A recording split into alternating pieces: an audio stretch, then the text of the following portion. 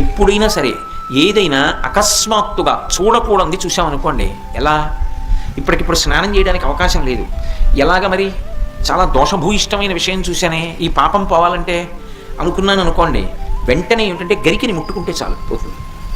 తీవ్రమైనటువంటి పీడకలు వచ్చిందనుకోండి, ఆ పీడకల పరిహారం అవ్వాలనుకోండి, ఏ అభిషేకమో చేయించుకోవాలి. శక్తి లేదనుకోండి, మీరు అన్ని పూజలు చేయించుకున్నట్టే. స్నానం చేసి ఒకసారి గరికని ముట్టుకుంటే చాలు, స్నానం చేయకపోయినా చెప్పులు ఇప్పి గరికను ఒకసారి ముట్టుకుంటే చాలు. అందుకే శతమూలా శతాంకుర సర్వగం హరతు మే పాపం దుర్వాదు స్వప్ననాశిని. ఓ శతమూలా శతాంకుర, నువ్వు అనేకమైన వేర్లతో ముందుకెడుతుంటావు, అటువంటి అంకుర నిన్ను ముట్టుకుంటున్నాను. దీనివల్ల ఏమవుతోంది? సర్వగం హరతు మే పాపం, నా పాపములన్నీ పోతున్నాయి.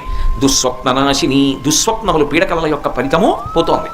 అటువంటి గరిక విఘ్నేశ్వరుడి పాదముల మీద వేసి తీసి కళ్ళకద్దుకుని తల మీద పెట్టుకున్నారనుకోండి, విఘ్నములన్నింటినీ కూడా తీసేస్తారు.